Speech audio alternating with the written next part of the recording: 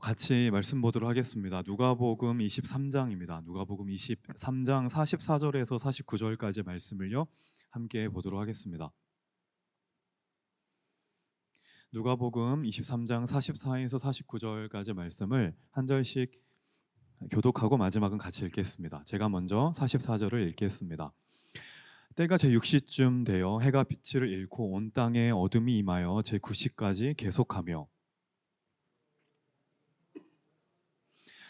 예수께서 큰 소리로 불러 이르시되 아버지 내 영혼을 아버지 손에 부탁하나이다 하고 이 말씀을 하신 후 숨지시니라. 그든 일을 보고 하나님께 영광을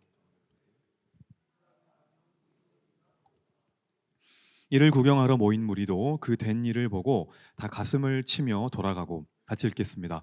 예수를 아는 자들과 갈릴리로부터 따라온 여자들도 다 멀리 서서 이 일을 보니라. 아멘.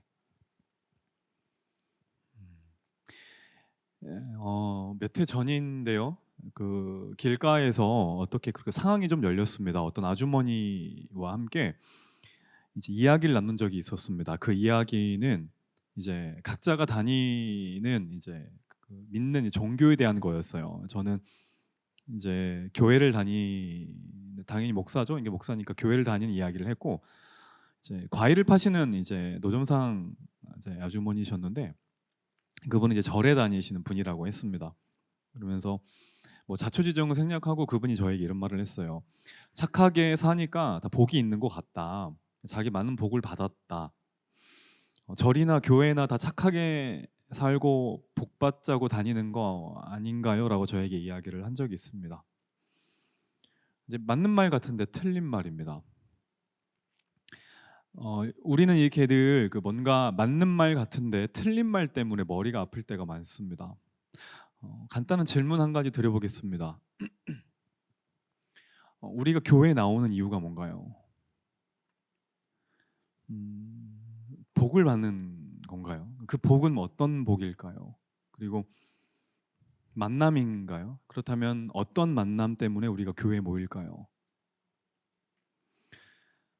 고난 주간을 이제 보내면서 이제 뭐 여기 청년부분들 계시지만 그 저희 대학부에서 이제 고난과 그 구원을 마음에 새기는 주간, 이제 일명 줄여서 고구마 주간을 좀 보냈습니다. 몇 가지 미션을 좀 기획을 했고, 그리고 한번 구체적으로 실행해 보자라고 이제 이야기도 나눴습니다. 매일 이제 미션들이 있었는데 저도 이걸 다 하지는 못했습니다. 생각나는 것들, 상황이 되는 것들 위주로 했는데 오늘 미션이 뭐였냐면 이거였어요. 그 택배 아저씨들이나 이제 아파트에 이제 경비를 쓰시는 분들에게 생수나 이제 뭐 비타오백 같은 것들을 좀 드리면서 감사 인사를 해보자라는 미션이었습니다. 근데 그 미션을 이제 생각해 보다가 갑자기 제가 맨 처음에 말씀드린 그 아주머니 생각이 난 겁니다. 비슷한 이유 때문에 제가 그분에게 접근한 거였거든요. 너무 수고하시고 고생하셔서 어떻습니까, 여러분? 우리가 교회 다니는 이유가 뭔가요? 우리 어떻게 생각하십니까? 한마디로 말하면 이거라고 저는 생각을 해요. 구원받기 위해서. 그 교회 안에 구원이 있기 때문에. 자, 그렇다면 구원받은 우리, 구원을 위한 우리에게 있어서 가장 의미 있는 사건이 무엇일까? 그게 바로 다 아시죠? 예수님의 십자가입니다. 예수님의 십자가 사건과, 다시 말해서 십자가에 대한 죽음과 부활이 없으면 우리들의 구원도 없기 때문에 그렇습니다. 오늘은 고난주간 마지막 날이고 예수님께서 십자가에 달려 죽으셨다라고 알려진 밤입니다. 오늘 이 시간에 저는 예수님의 십자가 죽음을 한번 곰곰이 생각해 보려고 해요. 그리고 진정한 고난주간의 의미, 예수님의 십자가가 나에게 어떤 의미였는지를 돌이켜 보려고 합니다. 그리고 이런 관점에서 한번 접근을 해보려고 합니다. 저희 대학부 같은 경우는 아침에 쭉 큐티를 했죠. 이제 누구 때문에 예수님께서 십자가에 못 박히셨는가? 여러 인물들이 나오지 않습니까? 예수님이 십자가에 못 박히시는데 가장 큰 역할을 한 사람을 한번 3명 제가 꼽아봤습니다. 여기 한번 초점을 맞춰서 예수님의 십자가 사건을 설명을 해보고 그리고 또 적용해 보도록 하겠습니다. 첫 번째 인물이 누구냐면 가룟 유다입니다. 예수님의 십자가 사건 때 예수님이 십자가에 못 박히는데 가장 큰 역할을 한 사람 중에 한 명이죠. 가룟 유다입니다. 가룟 유다는 예수님의 제자입니다. 그리고 제자 공동체 가운데서 회개를 맡았습니다. 특별 새벽 기도 시간 때도 목사님들께서 말씀을 해주셨지만 회개는 아무에게나 맡기지 않습니다. 그 부서에서 가장 영특하고 계산도 밝고 뛰어난 사람에게 맡기는 역할 중에 하나가 바로 회개입니다. 가룟 유다는 그만큼 뛰어났습니다. 문제는 시간이 흘러가면서 유다가 변해갔다는 데 있어요.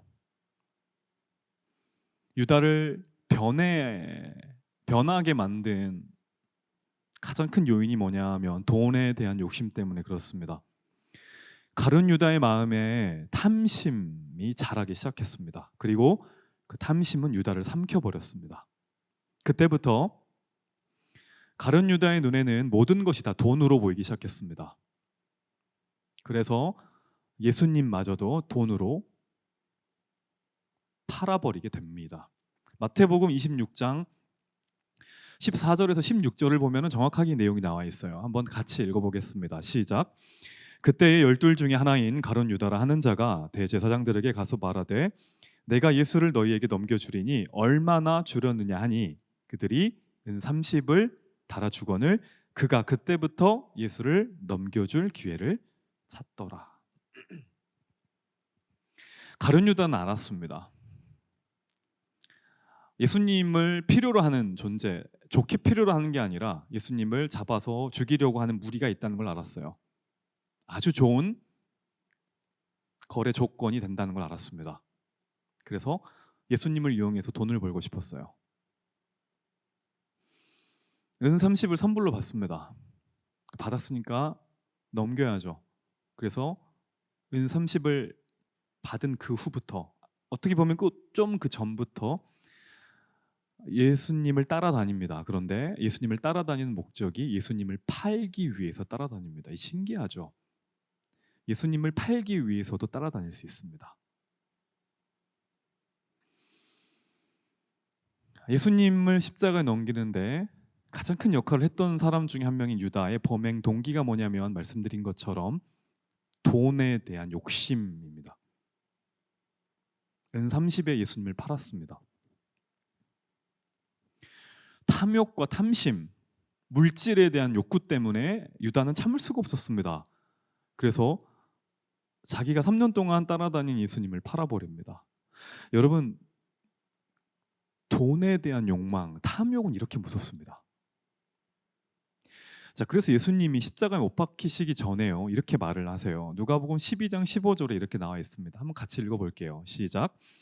그들에게 이르시되 삼가 모든 탐심을 물리치라 사람의 생명이 그 소유에 넉넉한 데 있지 아니하니라 하시고, 예수님이 하신 말씀의 핵심이 뭐냐면 탐심을 어떻게 하래요? 물리치라라고 했습니다. 이 말이 중요합니다.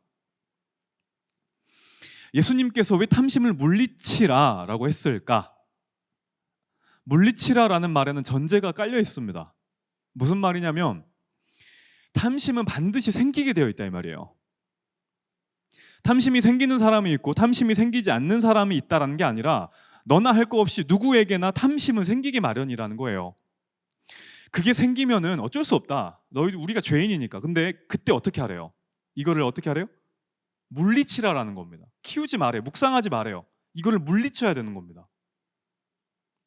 탐심이 생기는 것까지는 자연스러운 겁니다. 돈에 대한 욕망이 생기는 거는 자연스러운 거예요. 어쩔 수 없어요. 우리는 죄인이잖아요. 죄를 지어서 죄인이 아니라 죄인이기 때문에 죄를 짓는 그 존재가 바로 우리입니다. 때문에 당연히 돈에 대한 욕구와 욕망이 생기게 되어 있습니다. 그건 어쩔 수 없어요. 뭐가 문제냐면 이게 문제입니다. 탐심이 생겼을 때 이걸 물리치질 않아요. 이걸 제거하지 않습니다. 계속 가지고 다녀요. 가룟 유다가 이런 경우입니다. 여러분, 돈에 대한 문제뿐은 아닙니다. 다윗도 보세요. 다윗은 아내가 있었습니다. 가정이 있던 남자였어요. 근데 마음속에 탐심이 들어옵니다. 돈에 대한 욕구가 아니라 이성에 대한 탐심도 탐심입니다. 들어와요. 이미 가정이 있고 아내가 있던 다윗에게 이성에 대한 탐심이 들어오니까 갈피를 못 잡는 겁니다. 이걸 물리쳐야 되는데 묵상하고 키운 겁니다. 그러니까 엄청난 죄를 저지르게 되죠. 여러분, 따라서 중요한 게 이겁니다. 내 안에 탐심이 있냐 없냐가 중요한 게 아니라 나는 오늘 내 안에 자리 잡은 이 탐심을 제거하려고 했나, 이걸 물리치려고 했나를 체크해 보셔야 하는 겁니다. 왜 우리가 날마다 말씀을 봐야 한다고 말하나요? 왜 주기도문에서 일용할 양식을 달라고 하시며 우리를 시험에 들게 하지 마시고 악에서 구하옵소서라고 이야기를 하나요? 이거를 물리치기 위해서입니다. 왜 우리가 기도를 해야 합니까? 이거를 제거하기 위해서예요. 뿌리 내리지 않게 하기 위해서예요. 우리가 기억해야 될 게 이겁니다. 오늘 또 우리에게는 수많은 탐심들이 찾아왔을 겁니다. 돈에 대한 탐심, 이성에 대한 탐심, 권력과 성공에 대한 탐심이 찾아왔을 겁니다. 이것들을 그때그때 물리치지 않으면 우리 역시 예수님을 팔아버렸던 가룟 유다의 길을 걸을 수밖에 없는 존재, 아니 혹시 내가 이미 예수를 내 마음 가운데 팔아버린 존재라는 것을 우리가 반드시 기억해야 된다는 겁니다.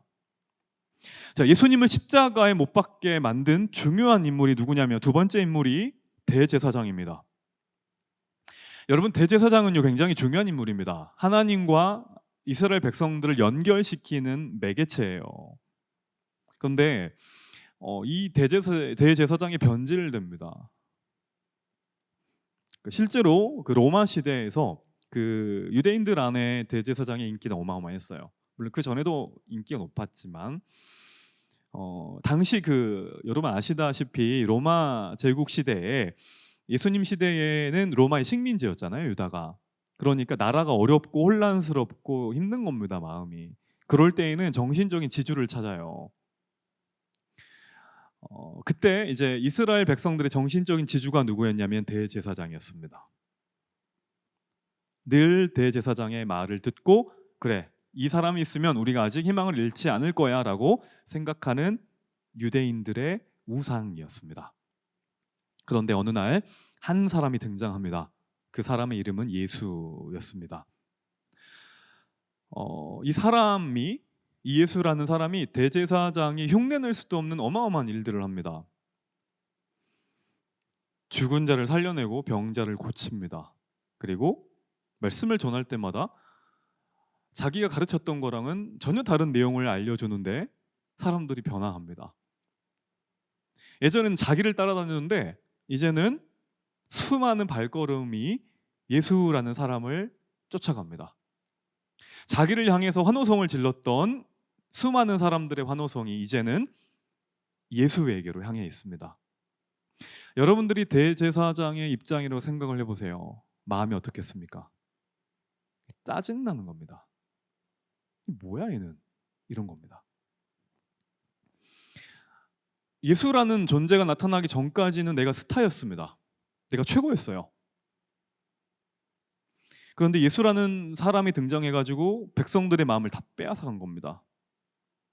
그리고 그것뿐 아니라 예수가 하는 말 때문에 내가 죄인인 것이 계속해서 드러나는 거예요. 너무 싫은 거겠죠. 그래서 이런 마음을 먹어요. 예수를 없애야겠다라고 대제사장이 마음을 먹습니다. 예수님을 죽이려면, 예수를 죽이려면 죄가 필요하겠죠. 뒤집어 씌워야 돼요. 명분이 필요하잖아요. 사형을 시키려면. 그게 이제 뭐냐면 정치적인 죄입니다.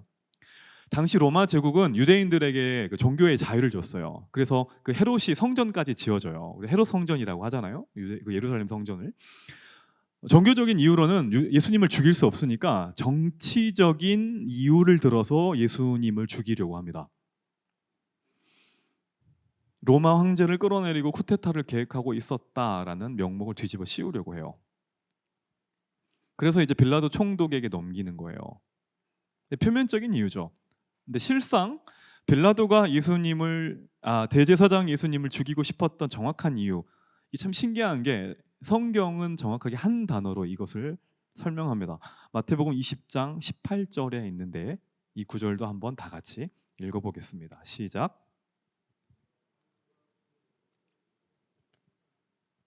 이는 그가 그들의 뭐래요? 시기 때문입니다. 대제사장이 예수님을 왜 빌라도에게 넘겼나? 이 이유입니다. 시기와 질투 때문에 넘겼습니다. 예수라는 사람이 나타나기 전까지만 해도 내가 최고였어요. 나는 유대인들의 지도자였어요. 난 유대인들의 영적인 스승이었어요. 그런데 예수님이 나타나니까 내 존재가 완전히 사라지는 거예요. 내가 있을 데가 없어요. 그래서 예수를 빌라도에게 넘기고 십자가에 못 박혀 죽게 만든 겁니다. 예수님을 십자가에 넘긴 중요한 세 번째 인물이 누구냐면 빌라도 총독입니다. 빌라도는 로마 제국에서 파견한 총독입니다. 우리나라 조선 총독부 총독 생각하시면 돼요. 유다 지역을 다스리라고 파견한 사람인데, 자, 예수님을 십자가에 못 박혀 죽게 하려면 누구의 재판이 필요하냐면 이 빌라도의 재판이 필요합니다. 대제사장을 비롯한 유대인들이 예수님을 고소한 이유도 빌라도에게 재판권이 있기 때문에 그래요. 근데 빌라도가 막상 보니까 어때요? 예수님에게 죄가 있나요, 없나요? 죄가 없어요. 예수님을 놔주려고 했죠. 그러니까 대제사장을 비롯한 유대인들이 뭐라고 말하냐면, 당신 만약에 예수를 무죄라고 풀어주면 당신 로마 황제에게 반역을 저지른 거다, 막 협박을 하는 거예요. 막 고래고래 소리를 지르는 겁니다. 가만히 있어 보니까 이거 반란이 일어날 것 같은 거예요. 정치 지도자들에게 제일 무서운 게 뭐냐면 반란이거든요. 민심이 제일 중요한 거 아닙니까? 그러니까 무서운 거예요. 다시 이제 예수를 불러가지고 신문을 합니다. 막 뒷조사를 해요. 근데 아무리 취조를 하고 조사를 해도 죄가 없어요. 그래서 결국 빌라도가 예수님의 무죄를 선언합니다. 심지어는 빌라도의 와이프까지도 예수님을 죽이지 말라고 합니다. 마태복음 27장 19절에 이렇게 나와 있어요. 총독이 재판석에 앉아 있을 때에 그의 아내가 사람을 보내 이르되 저 옳은 사람에게 아무 상관도 하지 마옵소서. 오늘 꿈에 내가 그 사람으로 인하여 얘를 많이 태웠나이다 하더라. 빌라도의 아내도 이상한 거예요. 꿈자리가 막 뒤숭숭한 겁니다. 오죽했으면 사람을 보내가지고 빌라도에게 저 사람 건들지 마세요, 저 사람 죄 없어요 라고 말했겠어요. 여러분, 결혼하시면 다 아실 겁니다. 많은 사람, 주변 사람들의 말보다 강력한 말이 누구의 말인지 아세요? 아내의 말입니다. 와이프 말이에요. 이게 제일 무섭습니다. 무섭다는 말이 잘 들린다는 거예요. 안 그래도 찝찝한데 옆에서 아내까지 그러는 거예요. 여보, 그거 아닌 것 같아. 저 사람 죄 없어, 풀어줘 라고 말하는 거예요. 자, 여러분, 이렇게 상황이 전개되면 어떻게 하는 게 현명한 거예요? 아내 말을 들어야죠. 저도 아내 말 잘 듣습니다. 그래서 이런 게 현명한 건데 빌라도도 이걸 알았던 것 같아요. 그런데 이제 아내 말을 듣자니 사람들의 반응이 장난이 아닌 겁니다. 그럼 이거 어떻게 해야 될까? 빌라도가 고민을 하죠. 자, 여러분 보세요. 빌라도는 지금 무엇을 알고 있어요? 진실을 알고 있어요. 조금 더 멀리 가서 진리를 알고 있어요. 예수님이 죄가 없다는 것을 알고 있어요. 그런데 사람들의 시선이 두려운 거예요. 그래서 예수님을 죽음의 자리로 몰아세웁니다. 정리를 하면 이겁니다. 가룟 유다는 어떤 이유 때문에 예수님을 넘겼냐면 탐심 때문에, 대제사장은 시기와 질투 때문에 예수님을 죽게 만들었고요. 마지막으로 빌라도는 무엇 때문에 넘겼다고요?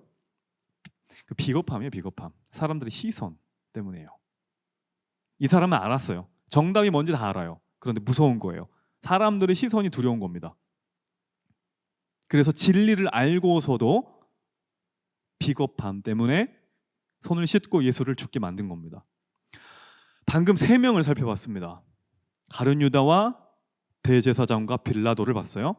자, 그러면 누가 예수님의 죽음에 가장 큰 책임이 있을까요? 이 이야기를 한 번 더 들려보도록 하겠습니다. 여러분, 사무엘서를 보면 이런 내용이 나와요. 다윗이 부하의 아내를 빼앗습니다. 밧세바 사건 아시죠? 근데 다윗이 자기 죄를 깨닫습니까? 못 깨닫습니까? 못 깨달아요. 저는 다윗이 골리앗을 물리친 것보다 더 큰 기적이, 더 신기한 게 이거라고 생각해요. 신실한 다윗이 간음죄에다가 살인죄를 저질렀는데 자기가 무슨 잘못을 했는지 몰라요. 다윗이 자기가 죄인인지를 몰라요. 회개하지 않습니다. 그래서 하나님이 누굴 보내냐면 다 아시죠? 나단 선지자를 보냅니다. 나단 선지자가 어느 날 다윗을 찾아갑니다. 그래서 왕이요, 당신이 이런 죄 저지른 거 알고 있어요? 라고 말하지 않습니다. 대신에 어떤 이야기를 들려줍니다.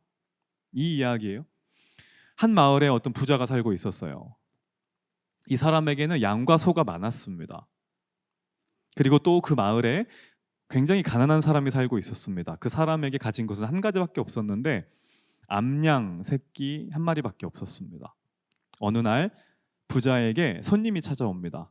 손님을 대접하기 위해서 부자는 자기가 가지고 있는 가축을 잡지 않고 같은 마을에 살고 있는 그 가난한 사람의 암양 새끼를 잡아서 손님을 대접합니다.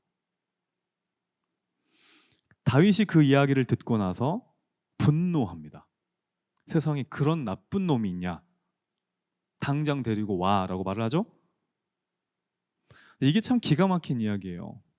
지금 나단이 누구 이야기를 하고 있는 거예요? 다윗 본인의 이야기를 하고 있는 거예요. 그런데 다윗이 조금도 깨닫지 못해요. 그 부자가 자기인데 자기가 그 부자라는 것을 몰라요. 그리고 그 사람을 보고 오히려 분노를 하는 겁니다. 여러분, 성경이 말하는 게 이겁니다. 그리고 오늘 상황이 똑같습니다. 예수님을 죽인 가장 큰 원인이 가룟 유다, 대제사장, 빌라도 이 세 사람 중에 있다는 말인가요? 그 말이 아닙니다. 이 세 사람 전부가 다 누구의 모습이라는 거예요? 우리 모습이라는 겁니다. 내 모습이라는 거예요. 우리 안에 가룟 유다가 있고 우리 안에 대제사장이 있고 우리 안에 빌라도가 있다는 말입니다. 곰곰이 생각해 보세요. 우리 안에 탐심이 있습니다. 우리 안에 시기와 질투가 있습니다. 다른 사람들을 없애고 싶을 만큼의 강력한 시기가 있어요. 우리 안에 비겁함이 있습니다. 그게 우리 주님을 십자가에 죽게 만들었다는 겁니다. 결론이 이겁니다. 예수님을 십자가에 못 박히는데 가장 큰 책임 있는 사람이 누구라는 거예요? 우리라는 겁니다. 우리, 저와 여러분이라는 거예요. 우리 안에 있는 탐심이, 우리 안에 있는 시기와 질투가, 그리고 우리 안에 있는 비겁함이 우리의 이런 죄들이 예수님을 십자가에 못 박혀 죽게 만든 가장 큰 원인이라는 게 성경이 말한다는 거예요. 근데 우리는 성경을 읽어가면서 무슨 실수를 할 때가 많냐면, 빌라도 진짜 나쁜 사람이다. 어떻게 이렇게 아내까지 말하는데 예수님을 넘겨줄 수가 있지? 대제사장 진짜 쪼잔하다. 어떻게 이런 걸 또 질투할 수 있냐? 가룟 유다 저런 게 제자야? 라고 말할 때가 많다는 거예요. 내 이야기가 아니라는 겁니다. 마치 다윗이 부자 이야기를 들으면서 화를 냈던 것과 똑같다는 거예요. 저희들이 성경을 볼 때 그렇다는 겁니다. 여러분, 한번 곰곰이 생각해 보세요. 저는 이번에 고난주간에 말씀 묵상하다가 제 안에 이런 모습들이 있는 걸 보고 새삼스럽게 놀랐습니다. 제 안에 가룟 유다가 있습니다. 우리가 돈 때문에, 물질적인 성공 때문에 하나님의 말씀을 저버릴 때가 얼마나 많습니까? 성공하고 싶어가지고 예수님을 외면할 때가 얼마나 많냐 이거예요. 우리는 하나님의 말씀이 뭔지를 압니다.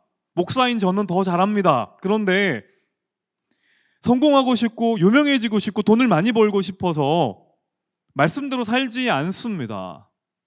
제가 고난주간에 깨달은 건 그겁니다. 무엇을 하나님께 드려야 될지를 압니다. 하나님께 시간을 드려야 되고 하나님께 돈을 드려야 되는 걸 알아요. 그런데 드리지 않습니다. 왜냐하면 아깝거든요. 이건 내 거거든요. 이게 다 탐심입니다. 탐심이 제 안에 자라고 있었다는 걸 저는 깨달았습니다. 우리 안에, 제 안에 대제사장이 있다는 걸 알았습니다. 다른 사람들을 시기하고 다른 사람들을 질투하고 있다는 걸 알았습니다. 아닌 척 고상하게 있지만 제 안에 끊임없는 시기와 질투들이 자라고 있다는 걸 알았습니다. 성경은 분명 나보다 다른 사람들을 귀히 여기라, 높이라 라고 말합니다. 근데 어떻습니까? 우리는 나보다 잘 되는 사람을 칭찬하고 좋아해 줍니까? 아닙니다. 저 사람이 없어졌으면 좋겠고 저 사람이 죽도록 밉습니다. 싫습니다. 내 눈앞에서 안 보였으면 좋겠습니다. 그 대제사장이 우리 안에 있는 겁니다. 제 안에 있는 겁니다. 교회 안에서, 사회 안에서, 그리고 가정 안에서, 학교 안에서 나보다 뛰어난 사람들, 그리고 말씀대로 바르게 살아가려는 그 사람을 보고 질투합니다. 시기합니다. 니까짓 게? 우리 안에 빌라도가 있습니다. 제 안에 빌라도가 있었습니다. 여러분, 우리가 누굽니까? 우리는 그리스도인입니다. 그리스도께 속한 자입니다. 구원받은 하나님의 자녀입니다. 어디 가서든지 이 정체성은 바뀌지 않습니다. 그러면은 내가 크리스천이라는 것을 떳떳하게 밝혀야 돼요. 제가 목사라는 것이 자랑스러워야 됩니다. 이런 사명의 자리가 어디 있습니까? 근데 그렇지 못할 때가 많아요.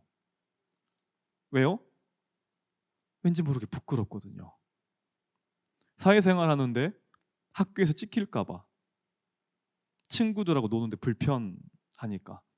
얼마 전에 잠깐 셔츠 하나를 사러 쇼핑몰에 잠깐 들렸는데 이것저것 막 추천해 주시더라고요. 그러면서 저한테 혹시 직업이 뭐세요? 그래서 제가 이렇게 말했습니다. 다른 사람들 앞에서 말하는 직업인데요.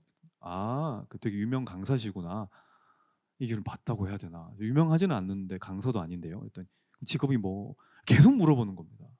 그만 좀 물어봤으면 좋겠는데 문제는 그 셔츠가 마음에 들어가지고 갈 수가 없는 겁니다. 그래서 그냥 그냥 모르겠다. 목사인데요라고. 라고 말 3초간의 정적. 그 셔츠를 사고 제가 차에서 회개했습니다. 하나님, 왜 제 입에서 이걸 자랑스럽게 말을 못할까요? 우리는 가끔씩 식기도조차 비겁해서 못할 때가 있습니다. 모든 사람들이 보는 앞에, 특히 새로운 사람들 앞에서 밥을 먹을 때 기도하면 이런 질문 받을까 봐, 너 교회 다니는구나 라는 말을 들을까 봐 이렇게 합니다. 이렇게 아멘 이렇게 하면서 합니다. 여러분, 이게 우리 안에 있는 빌라도입니다. 저는 고난주간에 제 안에 그게 자라고 있다는 걸 발견했습니다. 다윗의 이야기로 돌아가서 다윗이 자기 이야기를 이렇게 비유를 해줘도 못 깨닫습니다. 그놈이 누구냐, 내가 혼내주겠다라고 이야기를 합니다. 나단 이렇게 이야기합니다. 당신이 그 사람이다라고 이야기합니다. 신약에 보면 베드로가 똑같이 이런 이야기를 합니다. 사도행전 2장 36절 한번 같이 읽어보겠습니다. 시작. 그런즉 이스라엘 온 집은 확실히 알지니 그리스도가 되게 하셨느니라니라. 베드로가 뭐라고 말합니까? 누가 예수님을 못 박았대요? 너희가 하래요. 가룟 유다가 아니라 빌라도가 아니라 너희가 하래요. 이걸 우리에게 적용시켜 볼 수 있지 않을까요? 우리가 예수님을 못 박은 겁니다. 여러분, 이 말씀이 인정되십니까? 여러분, 복음의 핵심은 십자가입니다. 십자가는 나를 위한 사건입니다. 그러나 그 전에 나 때문에 벌어진 사건이라는 것을 알아야 합니다. 십자가는 분명 나를 위한 사건이 맞아요. 하지만 그 전에 기억해야 될 건 이겁니다. 나에 의해서 벌어진 사건이라는 것을 꼭 기억해야 합니다. 이것을 놓치면 십자가의 진정한 의미를 모르는 겁니다. 내가 바로 예수님을 죽인 진짜 범인이다라는 것을 깨달을 때 십자가는 진정 내게 다가오는 겁니다. 내 안에 가룟 유다와 대제사장과 빌라도가 있구나라는 깨닫게 될 때 십자가가 달리 느껴지는 겁니다. 질문을 드리고 싶은 게 한 가지 있습니다. 자, 예수님께서는 분명히 우리 때문에 십자가에 달려 돌아가신 게 맞아요. 그런데 질문은 이겁니다. 우리에게 하나님의 아들을 죽일 능력이 있습니까? 없습니까? 여러분들 예수님 죽일 수 있어요? 없어요? 없습니다. 우리가 정확하게 알아야 될 게 이겁니다. 우리뿐 아니라 지구상에 있는 모든 사람들이 노력을 해도 예수님을 죽일 수는 없습니다. 왜냐하면 그분은 하나님의 아들이기 때문에 예수님을 죽일 수는 없어요. 빌라도가 그 착각을 한 겁니다. 빌라도가 예수님에게 이런 말을 해요. 내가 너를 놓아줄 권리도 고난도 있고 너를 십자가에 매달 고난도 있다라고 말을 해요. 그러니까 나한테 잘 보이라 이거죠. 똑같은 실수를 베드로가 합니다. 사람들이 예수님을 잡으러 오니까 베드로가 칼을 꺼내요. 자기가 예수님을 지켜주겠다 이거예요. 예수님이 죽으면 안 되니까. 그때 예수님이 베드로에게 뭐라고 말하냐면 칼을 다시 집어넣으라고 말한 다음에 예수님이 이렇게 말합니다. 베드로야, 너는 지금 내가 12부대나 더 되는 하나님의 군대를 보낼 능력이 없는 줄 아느냐라고 말을 해요. 나는 지금이라도 하늘에 있는 하늘의 군사들을 지금 보내서 로마를 쑥대밭 만들 수 있다. 그런데 그렇게 하지 않는 이유가 뭐냐? 만약에 그렇게 해버리면 내가 죽고 너를 살려야 하는 하나님의 뜻이 어떻게 이루어지겠냐 이 말입니다. 그래서 예수님이 이렇게 말합니다. 요한복음 19장 11절. 어제 큐티 본문이었는데 같이 한번 읽어보도록 하겠습니다. 시작. 예수께서 대답하시되 위에서 주지 아니하셨다면 나를 해할 권한이 없었으리니.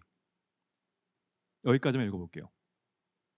빌라도가 지금 네가 권한 있고 힘이 있어서 내가 십자가에 넘겨지는 게 아니라는 말이에요. 누가 나를 넘겼다는 거예요? 허락하셨다는 거예요. 하나님이 나를 십자가에 달리도록 하셨다는 거예요.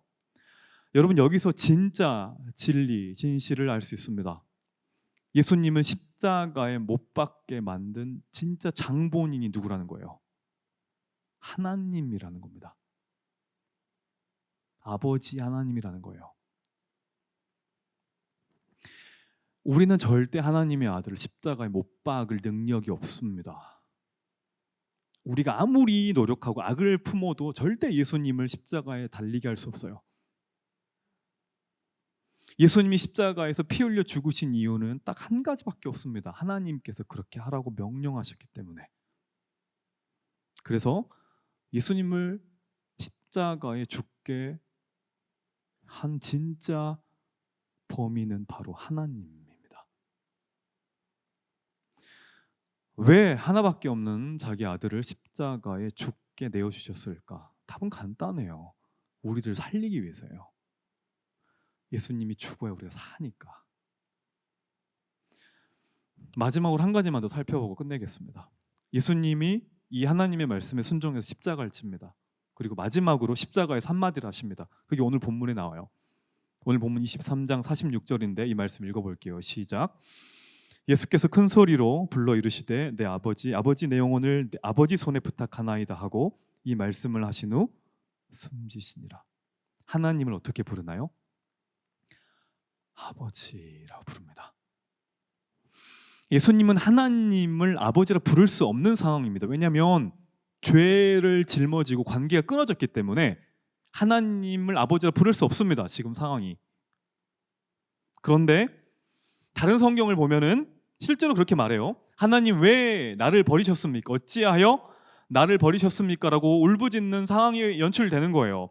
자, 그런데 그 절망적인 시간, 상황 속에서도 예수님은 숨질 때 마지막으로 무슨 말을 하냐면 아버지, 내 영혼을 아버지께 아버지 손에 부탁합니다 라는 말을 합니다.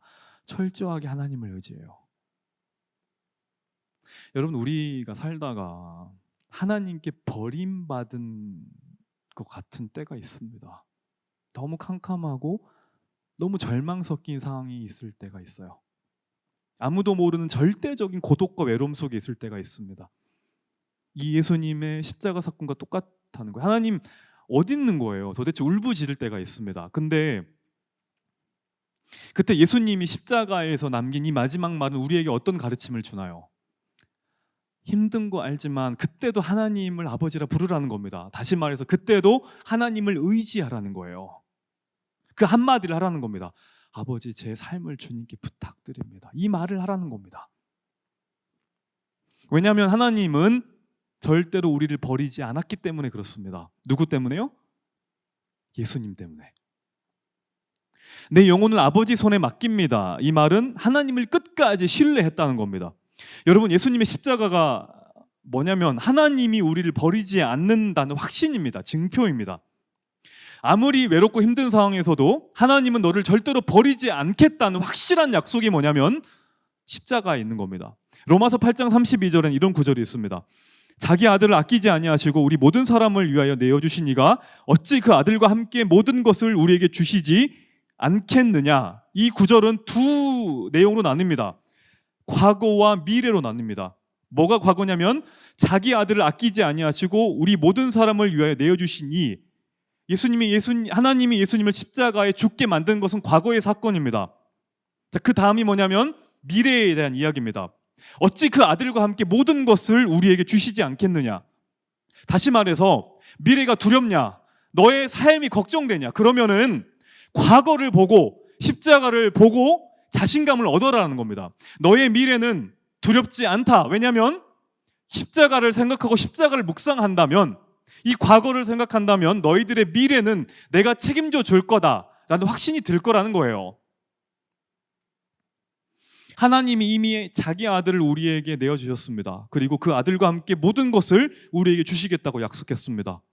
그래서 두렵고 힘든 이 세상을 우리가 살아갈 수 있는 유일한 소망이 뭐냐면 이 약속, 십자가입니다. 십자가는 과거의 사건이 아니라 우리의 미래를 위한 증표입니다. 언약입니다. 내가 너를 절대 혼자 두지 않겠다라는 하나님의 사인입니다. 이것이 십자가의 의미를 믿고 끝까지 주님께 담대하게 나가는 우리 모두가 됐으면 좋겠습니다.